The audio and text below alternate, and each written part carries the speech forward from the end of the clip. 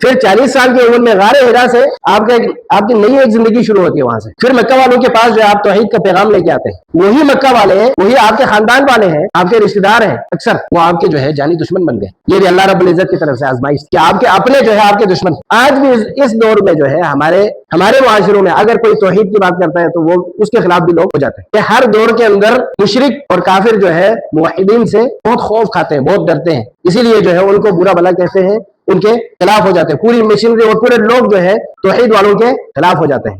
اور اللہ کے نبی صلی اللہ علیہ وسلم جب وہی وہاں پہ اترتی ہے غار حرا کے اندر, اب گھبرائے ہوئے گھر آتے ہیں اور آپ فرما رہے ہوتے ہیں کہ زملونی مجھے چادر اڑا دو, مجھے کمبل اڑا دو. بہت گھبرائے ہوئے تھے, پسینے چھوٹ رہے تھے, آپ کو جو ہے سردی لگ رہی. حضرت خدیجہ رضی اللہ تعالیٰ عنہ آپ کے جو شریک حیات ہیں, خوشگوار زندگی کے لیے ایک نیک صالحہ شریک حیات بھی بہت جو ہے آپ کی مددگار بن جاتی ہے. حضرت خدیجہ جو ہے آپ کو تسلی دیتی کہ اللہ واللہ لا یخزیک اللہ ابدا, اللہ کی قسم اللہ تعالیٰ آپ کو کبھی ضائع نہیں کرے گا, کبھی رسوا نہیں کرے گا, کیونکہ آپ کی خوبیاں جو ہے گننا شروع کر دیں. آپ ناداروں کی آپ مدد کرتے ہیں, غریبوں کی مدد کرتے ہیں, بوجھ لوگوں کا جو ہے جو کمزور لوگ ہیں ان کا بوجھ آپ اٹھاتے ہیں. یہ آپ میں جتنی خوبیاں تھی وہ ساری بیان کرتی اور اللہ کے نبی صلی اللہ علیہ وسلم کو تسلی دیتی. تو یہ ایک نیک سیرت بیوی جو ہے اہلیہ شریک حیات, وہ آپ کے خوشگوار زندگی گزارنے کے لیے بہت بڑی مددگار بن سکتی ہیں, ہو سکتی ہیں. اور اسی طرح اللہ کے نبی صلی اللہ علیہ وسلم کو جو ہے ہر لمحہ کفار نے, مشرکین نے کوئی کسر نہیں چھوڑی کہ آپ کو تکلیف دینے میں انہوں نے کوئی کسر باقی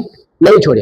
حتیٰ کہ آپ سجدے کی حالت میں ہیں, سجدے میں بھی آپ کو ستا رہے ہوتے. اللہ کے نبی صلی اللہ علیہ وسلم جو ہے ایک دن کعبے کے اندر سجدے میں, حالت سجدے میں, اور سرداران قریش وہاں پہ بیٹھے ہوئے, اور ان میں سے کوئی بدبخت کہتا ہے کہ کون فلان جگہ پہ جو اونٹ کا اونٹ مرا تھا شاید, اس کا اجڑی لا کے جو ہے محمد کے کندھے پہ رکھ دے یا سر کے اوپر رکھ دے. کوئی لا کے جو ہے اس کو اللہ کے نبی صلی اللہ علیہ وسلم کے کندھے پہ رکھ دیتے ہیں. اللہ کے نبی صلی اللہ علیہ وسلم حالت سجدے میں ہے, اور حضرت عائشہ حضرت فاطمہ رضی اللہ تعالیٰ عنہ وہ آ کر جو ہے وہ وہاں سے ڈاتی ہیں اللہ کے نبی صلی اللہ علیہ وسلم کے اوپر جو مصائب, مشکلات اور آزمائش وغیرہ آئی. اور اسی طرح دیگر صحابہ کرام رضوان اللہ تعالیٰ علیہم اجمعین ان کے اوپر بھی جو آزمائشیں آئی, امتحانات آئے, کہ حضرت بلال رضی اللہ تعالیٰ عنہ, یعنی اگر آپ توحید کے راستے کو اپناتے ہیں, ایمان کے راستے کو, اسلام کے راستے کو اپناتے ہیں, تو پھر آپ کے اوپر جو ہے مصیبتیں, آزمائشیں اور امتحانات ضرور آئیں گے. اللہ کے نبی صلی اللہ علیہ وسلم کے اوپر آئیں, صحابہ کرام رضوان اللہ تعالیٰ علیہم اجمعین کے اوپر آئے. ان میں سے حضرت بلال رضی اللہ تعالیٰ عنہ, آپ کیونکہ آپ غلام تھے, حبشہ کے رہنے والے تھے, اور مکے میں جو ہے آپ غلام تھے. حضرت بلال نے جو ہے اسلام قبول کیا, اللہ کے نبی صلی اللہ علیہ وسلم کے اوپر ایمان لے آئے, آپ کی دعوت کو انہوں نے قبول کیا. تو ان کو جو ہے وہ اذیتیں دیتے تھے, تکلیف دیتے تھے. وہ ان کو کہتے ہیں کہ تمہاری تکلیف تبھی کم ہوگی جب تم محمد کے دین کو چھوڑ دو گے. اور ان کا جواب جو ہے ہوتا تھا احد احد, یعنی اللہ ایک ہے. مکہ والے جو ہے اسی چیز کے مخالف تھے اللہ کے نبی صلی اللہ علیہ وسلم کی دعوت کے, وہ احد نہ کہیں, لا الہ الا اللہ نہ کہیں, اللہ کے سوا کوئی معبود برحق نہیں, کوئی عبادت کے لائق نہیں. ہر طرح کی عبادات کیا ہے, صرف اللہ رب العزت کے لیے لائق ہے, اللہ رب العزت کے لیے سزاوار ہے. اور دیگر صحابہ کرام رضوان اللہ علیہم اجمعین جو ایمان لائے تھے, ان کے بھی مخالف اسی وجہ سے, توحید کی وجہ سے, اسلام کی وجہ سے, ایمان کی وجہ سے. اور اسی طرح اللہ کے نبی صلی اللہ علیہ وسلم کے اوپر جو مصائب, وہ مشکلات اور آزمائشیں آئیں, امتحانات, کہ انہوں نے توحید کی وجہ سے, ایمان کی وجہ سے اللہ کے نبی صلی اللہ علیہ وسلم کے خاندان والوں سے جو ہے مکہ والوں نے بائیکاٹ کر دیا, سماجی بائیکاٹ. غمی خوشی میں شریک نہیں ہونا, اپنی غمی خوشی میں ان کو شریک نہیں کرنا, اور ان کے جو ہے ان سے نکاح کا بائیکاٹ کر دیا, نکاح وغیرہ نہیں کرنا, نکاح کے معاملات بھی بند کر دیے. شعب ابی طالب میں جو ہے انہیں محصور کر دیا. ایسے حالات بھی آئے کہ ان میں سے بعض کو درختوں کے پتے کھانے پڑے, اللہ کے نبی صلی اللہ علیہ وسلم کے ساتھیوں کو. یعنی مطلب یہ ہے کہ خوشگوار زندگی گزارنے کے لیے یہ ضروری نہیں ہے کہ آپ کے اوپر آزمائشیں, پریشانیاں اور اس طرح کی چیزیں نہ آئے, تکلیفیں نہ آئے. تکلیفیں, آزمائشیں اور اس طرح کے امتحانات ضرور آئیں گے. اور خوشگوار زندگی گزارنے کے لیے اللہ رب العزت کا ذکر, رب العزت نے فرمایا کہ الا بذکر اللہ تطمئن القلوب. اگر کوئی مسلمان جو ہے خوشگوار زندگی گزارنا چاہتا ہے تو اسے جو ہے عبادات کے اوپر, عمل کے اوپر جو ہے دھیان زیادہ دینا چاہیے. اللہ رب العزت کا ذکر ہر وقت کرتے رہنا چاہیے. اور اسی طرح کوئی مصیبت, پریشانی آ جائے تو پھر اللہ رب العزت نے جو ہے حکم دیا کہ کوئی مصیبت آ جائے تو مومن کا کیا شیوا ہوتا ہے, مومن کیا کہتا ہے, انا للہ و انا الیہ راجعون. کوئی بھی مصیبت آ جائے, کوئی بھی پریشانی آ جائے تو یہ الفاظ شکر کے الفاظ ہونے چاہیے, ذکر کے الفاظ ہونے چاہیے. اور اسی طرح کوئی نعمت اگر میسر ہو جائے تو شکر کے الفاظ ہیں, الحمدللہ, الشکر للہ, اللہ رب العزت کا شکر ہے, اللہ رب العزت کے لیے تمام تعریفیں, جس نے یہ نعمت مجھے میسر کر دی, یہ اس نعمت کو میرے لیے مسخر کر دیا. اور اسی طرح کوئی گناہ سرزد ہو جائے تو اس پر جو ہے پشیمانی ہے, ندامت ہے, اس پر استغفار ہے, استغفر اللہ کہتا ہے. اس کو پتا ہے کہ میرا رب ہے جس کی میں نے نافرمانی کی ہے, وہی مجھے بخش سکتا ہے. اور اسی طرح خاص کر 5 وقت کی نمازیں ہیں, 5 وقت کی नमाजें। अल्लाह के नबी सल्लल्लाहु अलैहि वसल्लम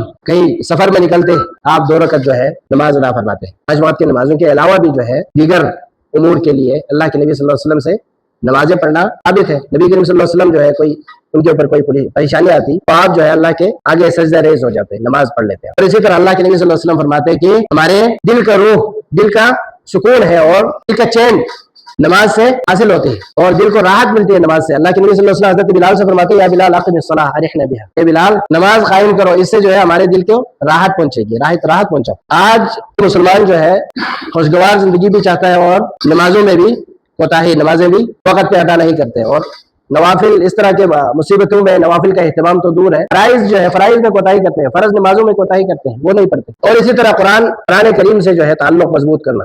अल्लाह रब्बुल इज्जत ने इरशाद फरमाया कि वनुनज़्ज़िलु मिनल कुरआनी मा हुवा शिफ़ाउन व रहमतुल लिल मुमिनीन, और हमने कुरान में वो चीजें नाजिल की हैं जो शिफा है, हर तरह के शिफा है कुरान करीम के अंदर। और इसी तरह अल्लाह रब्बुल इज्जत की रहमत है मोमिनों के लिए, हर परेशानी में जो है कुरान की तिलावत, अगर कोई गम लायक हो गई है कुरान करीम की तिलावत, और इसी तरह किसी गुनाह का इर्तिकाब हो गया है उसमें, उसके बाद भी क्या है कुरान करीम की तिलावत, तन्हाई में यानी सफर में, हजर में, हर वक्त जो है कुरान करीम से लगाओ, कुरान करीम से मोहब्बत, क्योंकि अल्लाह रब्बुल इज्जत का कलाम है कुरान करीम। और इसी तरह खुशगवार जिंदगी के लिए उसके राज में से एक क्या है, सब्र करना है। कोई मुसीबत परेशानी लायक हो जाती है तो फिर उसके बाद क्या है, सब्र है। सब्र करने से जो है आपकी जिंदगी खुशगवार बन जाती है।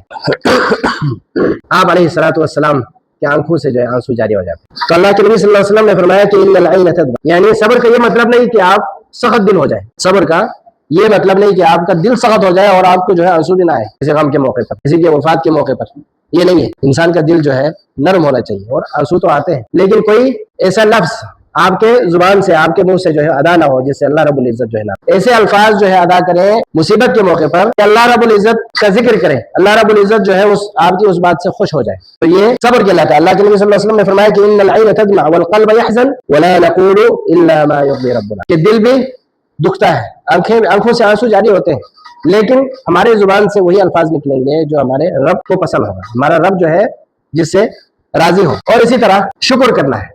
शुक्र करने से क्या होता है, अल्लाह रब्बुल इज्जत ने फरमाया कि लइन शकरतुम लअज़ीदन्नकुम, कोई भी नियामत जो है हासिल हो जाए, अल्लाह रब्बुल इज्जत की तरफ से मुयस्सर आ जाए तो उस पर अल्लाह रब्बुल इज्जत का शुक्र अदा करना। शुक्र जो है किस तरह अदा की जाती है, इकरार, जुबान के जरिए से जो है शुक्र अदा कर सकते हैं, लेकिन सबसे अहम क्या है शुक्र का भी अल्लाह रब्बुल इज्जत की इबादत और उसकी इताअत, उसी के अहकामात के मुताबिक हो, हमारी जिंदगी जो है अल्लाह रब्बुल इज्जत के अहकामात के मुताबिक गुजरे, ये शुक्र का जो है सबसे आला मर्तबा है। नबी करीम सल्लल्लाहु अलैहि वसल्लम रात को जो है जो आप नमाजें अदा करते थे नवाफिल, कि इतनी लंबी आप नमाज अदा करते थे कि अल्लाह के नबी सल्लल्लाहु अलैहि वसल्लम के पैर, पाँव मुबारक जो है, मुबारक कदम सूज जाते थे। तो सहाबा इकराम रिज़वानुल्लाहि अलैहिम अजमईन और इसी तरह हज़रत आयशा रज़ियल्लाहु तआला अन्हा अल्लाह के नबी सल्लल्लाहु अलैहि वसल्लम से दरियाफ्त करते कि अल्लाह के रसूल, आपके तो अगले पिछले गुनाह आपको तो अल्लाह रब्बुल इज्जत ने मासूम करार दिया है, तमाम गुनाह आपके माफ कर दिए, फिर भी जो है आप इतनी लंबी नमाज पढ़ते हैं कि पाँव सूज जाने तक। तो अल्लाह के नबी सल्लल्लाहु अलैहि वसल्लम का जवाब होता है कि अफला अकून अब्दन शकूरा, क्या मैं अल्लाह रब्बुल इज्जत का जो है शुक्रगुजार बंदा ना बनूं, यानी शुक्रगुजारी के लिए, अल्लाह रब्बुल इज्जत का शुक्र अदा करने के लिए क्या है, ये रब्बुल इज्जत की इबादत। ये शुक्र का मतलब ये होता है। हमारे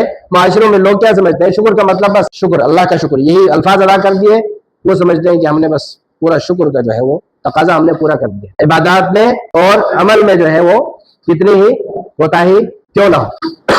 और इसी तरह खुशगवार जिंदगी गुजारने के लिए क़नाअत जरूरी है। इंसान को जो है क़नाअत पसंद होना चाहिए। अल्लाह के नबी सल्लल्लाहु अलैहि वसल्लम ने इरशाद फरमाया कि लैसल गिना अन कसरतिल अर्ज़ वलाकिन्नल गिना गिना नफ्स औ लैसल गिना अन कसरतिल माल, के माल और दौलत दुनिया की दिल की बेनियाजी जिसे कहा जाता है, कि आज दुनिया के अंदर बहुत सारे लोग ऐसे हैं कि उनके पास ज़ाहिरी देखने में मालो दौलत की कोई कमी नहीं है, लेकिन वो बिल्कुल जो है मुट्ठी बंद करके रखते हैं, किसी मोहताज को, किसी जरूरतमंद को जो है उसकी जरूरत पूरी नहीं करते। लेकिन बहुत सारे लोग होते हैं अपनी जरूरत के मुताबिक उसके पास थोड़ा बहुत होता है, लेकिन वो ऐसा सखी दिल होता है कि अपने से बढ़कर दूसरों के ऊपर, जरूरतमंदों के ऊपर खर्चा करने वाले होते हैं। वो दिल का बेनियाज इंसान होता है जो गरीबों, फुकरा और मोहताजों पर जो है खर्च करते हैं। और इसी तरह क़नाअत का मतलब क्या है, अल्लाह के नबी सल्लल्लाहु अलैहि वसल्लम ने फरमाया कि दुनियावी मालो मता के मुनासबत से, उसके लिहाज से अपने से बड़े इंसान को, अपने से ऊपर वाले को ना देखो। दुनिया में अगर कोई आपसे ज्यादा माल रखता है, आपके पास जो है छोटा सा मकान है, किसी की माशरे में कोई रहता है उसके पास बड़ा बंगला है,